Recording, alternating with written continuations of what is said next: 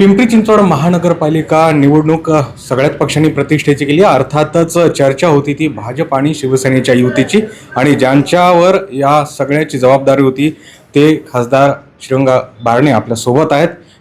त्यांनी या चर्चेला सकारात्मक रूप दिलं आणि अर्थातच आता ही युती झाल्याचं समोर येत आहे। काय फायदा होणार आहे युतीचा आपल्याला आणि भाजपला सुद्धा?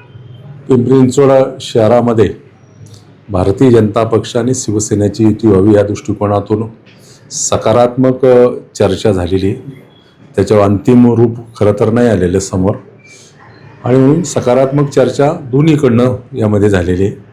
भारतीय जनता पक्ष शिवसेना हा पूर्वसमीचा एकत्रपणे महायुतीचा घटक पक्ष राहिलेला आहे। केंद्रामध्ये असेल, राज्याच्या निवडणुकीमध्ये असेल आणि वरच्या निवडणुकीला कार्यकर्ता प्रामाणिकपणे काम करतोच दोन्हीकडचे आणि त्या अनुषंगानं युती व्हावी या मताशी मी सुरुवातीपासून होतो।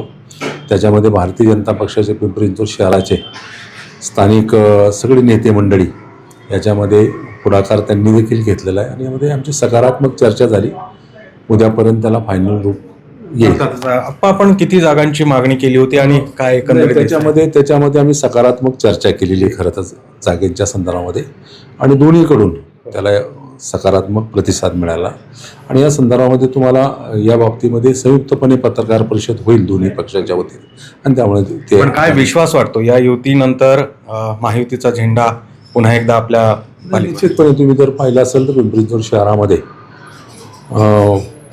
काम करत असताना महायुती म्हणून राज्यामध्ये देशामध्ये अतिशय सकारात्मक चांगलं काम केलेलं आहे आणि या पिंपरी चिंचवडच्या विकासाच्या दृष्टिकोनातून एक चांगलं काम अजेंडा घेऊन पुढे जायचं आहे। नक्कीच निवडणुकीमध्ये महायुती म्हणून आम्ही जनतेला या संपूर्ण महापालिकेच्या एकंदरीत वाटचालीमध्ये नक्कीच एक चांगलं तरीही महत्त्वाचा प्रश्न उरतो की राष्ट्रवादीला थांबवण्यासाठी म्हणून ही युती या संदर्भामध्ये कुणाला थांबवायचं नाही, कुणाला पुढे घ्यायचं नाही। विकासात्मक मुद्दे पुढे घेऊन आपल्याला काम करायचं आणि चांगलं काम करायचं या दृष्टिकोनातून आम्ही पुढे जातो। अगदी शेवटचा प्रश्न, राष्ट्रवादींनी सुद्धा बोलणी केली होती सुरू, पण त्याला पुढे काय मुळामध्ये त्यांच्याकडून पण मला फोन आले होते, त्यांच्या नेत्यांकडून फोन आले होते, परंतु त्या अगोदर आमची चर्चा भारतीय जनता पक्षाबरोबर चालू होती। मी त्यांना ते पण स्पष्ट सांगितलं होतं की भारतीय जनता पक्षाबरोबर आमची चर्चा चालू आहे आणि त्या अनुषंगानं त्यांच्याकडूनही फोन आले होते।